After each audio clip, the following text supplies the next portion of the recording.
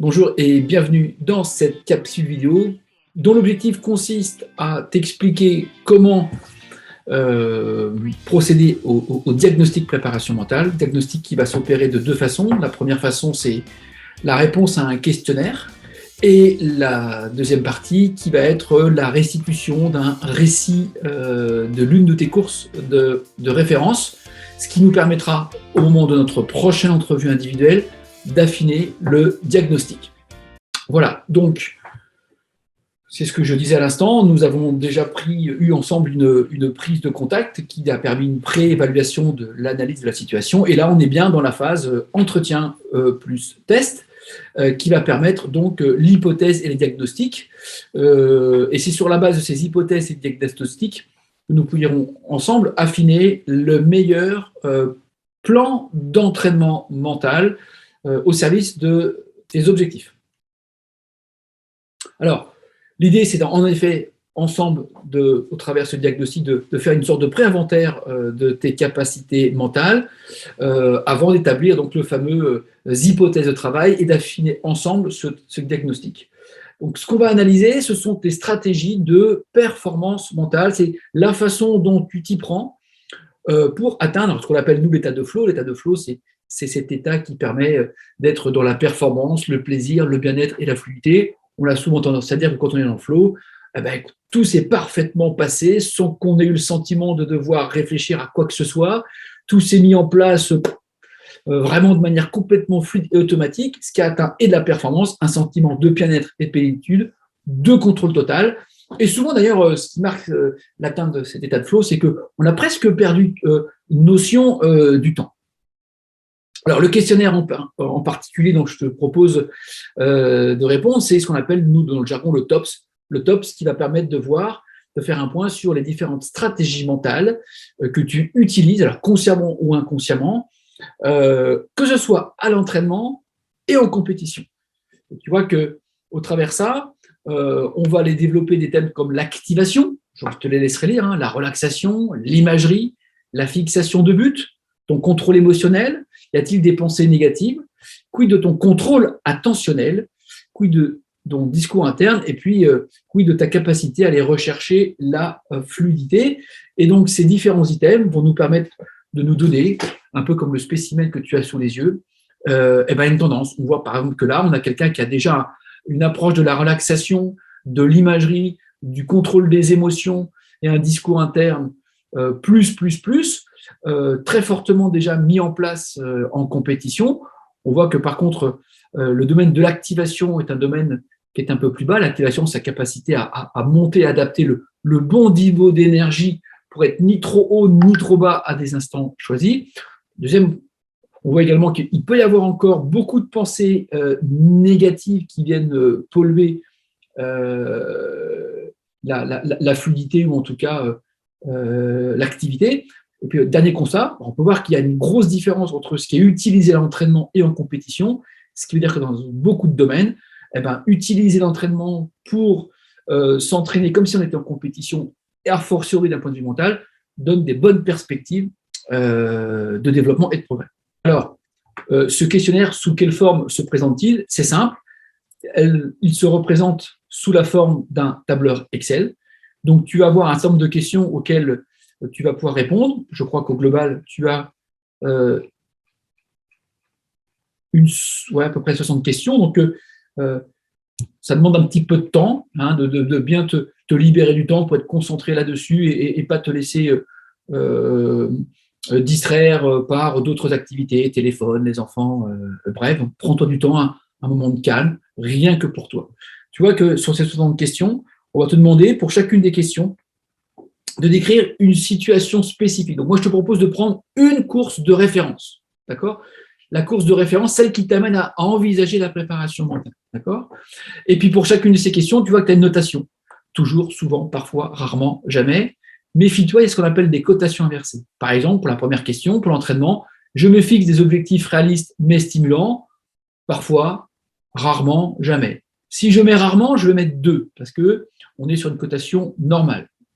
À l'inverse, mon attention se disperse pendant que je m'entraîne, c'est-à-dire que de temps en temps, pendant que je m'entraîne, je peux penser à pas mal de choses, le boulot, des tracas. Je suis sur une cotation inversée. Donc, si là, effectivement, c'est toujours, non pas 5, mais 1. D'accord ? Le calcul automatique des points se fera de manière automatique, d'accord ? Ce qui nous permettra ensemble de revenir sur ce type de graphe. Donc, tu auras ta propre cotation, tu auras ton propre graphe. OK ? Donc, ça, c'est le premier travail que je te propose, donc, de faire ce travail de diagnostic de tes stratégies mentales au service de ta performance. Le deuxième travail que je te propose, ça va être d'aller de raconter ce que pourrait être pour toi le récit d'une course de référence. Alors, le récit d'une course de référence, ça veut dire quoi ? Ça veut dire que je vais te proposer sur un document Word de venir séquencer dans le détail toutes les situations avant, pendant, après cette course de référence. Là, on est sur une expérience réussite, mais ça peut être une expérience compliquée. Et pour chacun de ces moments clés, d'être capable de dire, voilà, en termes de niveau d'activation, où je suis. Le niveau d'activation, c'est quoi ? C'est 0, je suis endormi. 10, à ce moment clé, j'étais hyper tendu. D'accord ? L'idée, c'est pas ce qu'il faudrait que je sois. Non, c'est bien à ce moment-là, du souvenir que j'en avais, j'étais plutôt hyper tendu. D'accord ? Et après, on verra ensemble si tu étais hyper tendu, à quel niveau tu aurais dû être. D'accord ? Mais pour l'instant, juste dire, j'étais à ce niveau-là. Ce moment d'hypertension, par quel comportement, par quelle action particulière, je peux me dire que j'étais effectivement hyper tendu. Je m'agace, je revérifie 5 fois mon sac, je réponds un peu sèchement. Voilà. Il y a ce que tu connais de toi, puis tu peux aussi demander à ton conjoint, ta conjointe, un partenaire, de dire, tiens, toi, dans ce moment-là, qu'est-ce que tu vois de moi ? C'est aussi très riche. Du coup, quel est l'état affectif ? Quelles sont les émotions ressenties ? Là, tu as une petite boussole, je vais y revenir après, qui va te permettre effectivement de délimiter quel est le sentiment, le ressenti, l'émotion qui a guidé ce comportement et cette suractivation. Et puis, si tu t'en souviens, peut-être qu'à ce moment-là, tu te rappelles de dialogue que tu avais vis-à-vis de toi. Je suis nul, c'est comme ça, de toute façon, je ne vais pas réussir. Ou au contraire, ça va, c'est calme, je suis bien. Ou toutes ces pensées, ces pensées, ça peut être, je peux être en train de me voir perdre, je peux être en train de me voir tomber, je peux être en train de voir rater mon ravitaillement.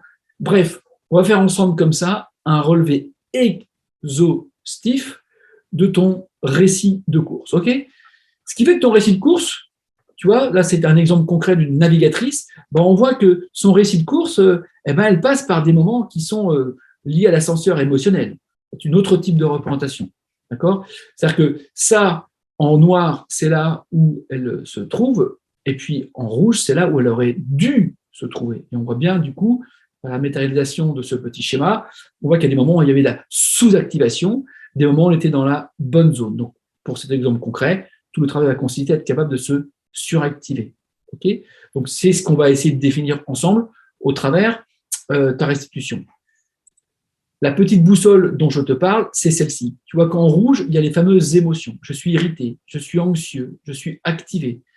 Toutes ces notions au-dessus sont ce qu'on appelle de la surpression. La surpression, c'est que je suis trop activé, je suis surstressé. En bas, on est plutôt sur une sous-pression. Je suis plutôt sur de l'ennui, je suis plutôt sur du sous-stress. D'accord ? Et on voit que en fonction de l'émotion, d'accord, on est capable d'avoir effectivement d'autres mots qui soulignent le niveau d'activation.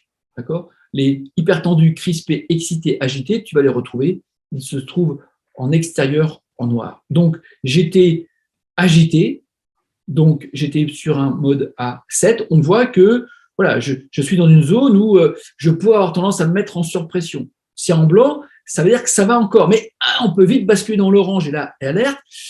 L'idéal, c'est cette zone verte dans laquelle je suis bien relâché, équilibré entre une force sereine, tranquille, de la fluidité et de la performance, avec un niveau d'objectif qui fait que je suis bien terminé. Et puis parfois, voilà, on va être dans une forme de contrôle, de trop de contrôle. Le danger serait de tomber dans cette routine qui fait que je peux me démobiliser. Et dans une course, a fortiori quand on fait de l'endurance ou pendant un match ou pendant une régate, on peut passer par certaines phases qui seront très différentes, voilà, en fonction du moment de la course. Okay, donc, en synthèse, identifier tous les moments clés avant, pendant, après. Ça peut être tous les ravitaux, ça peut être les montées, les descentes, et puis si tu as ta course de référence en tête, à un moment clé de ce col particulier, etc., d'essayer de te souvenir. Mon niveau d'activation, est-ce que je suis bien, trop au-dessus, trop en dessous? D'ailleurs, quels sont les comportements qui pourraient me faire dire effectivement j'étais dans ce type d'activation? Du coup, l'émotion, le ressenti qui y sont liés, ça nous permettra de travailler sur la maîtrise des émotions qui passent d'abord par une bonne identification. Et puis en lien avec ça, quand il y a une émotion, généralement, il y a aussi une association de pensée ou de dialogue interne. Voilà. À quoi ça va nous amener? Je te donne un exemple concret. Tout à l'heure, tu avais la navigatrice, mais ça, c'est par exemple un triathlète avec qui on a travaillé. On a vu ensemble qu'il y a toute une partie avant la course où il avait tendance un petit peu à se mettre en surpression par rapport à ce qu'aurait dû être la normale. Paradoxalement, c'est quelqu'un qui dormait très très bien. Quand on arrivait, là encore, le jour de la course, à partir du moment où il entrait dans le parc à vélo, et il pouvait se remettre en surpression. Paradoxalement, au moment de l'entrée dans le sas de départ, voilà, c'était derrière lui. Par contre, il peut tomber là en légère sous-pression. Ça, la surpression, c'est beaucoup d'énergie inutilement cramée qu'on peut payer en fin de course. Là, et là, ça peut être ce côté un petit peu en dedans qui fait que je me vois moins bon que mes adversaires ou je me vois moins bon que le parcours et je peux avoir tendance là, du coup, alors peut-être pas perdre de l'énergie, mais en tout cas ne pas mentalement rentrer tout de suite dans la course, d'accord? Et donc, on a vu qu'en construisant avec ce triathlète, on pouvait avoir différents outils de préparation mentale, discours interne, respiration, là et là, avec des contenus un peu différents en fonction des phases. Qu'au contraire, ici, on était plutôt sur une imagerie calme et une petite activation au bon moment. Et puis, pareil, même travail pendant la course, identifier à quel moment des courses peuvent se gagner, peuvent se perdre, quelles en sont les causes et de ces petits moments de surpression ou de sous-tension, et donc comment je peux rester bien mobilisé par rapport à un bon travail d'habilité mentale. Voilà, j'espère que j'ai été clair. Si tu as la moindre question, tu n'hésites pas à revenir vers moi pour avoir plus d'explications. Moi, je te dis, écoute, bon travail de questionnaire, bon travail de restitution de ton récit de course référence, et puis on se retrouve très très bientôt au travers un petit rendez-vous visio probablement, pour débriefer tout ça et ensemble pouvoir affiner le diagnostic. Et donc, j'espère, en tout cas, avoir envie de mettre en place ensemble les plans d'entraînement nécessaires qui te permettront d'atteindre tes objectifs. Voilà, à très bientôt, bon entraînement, bye bye.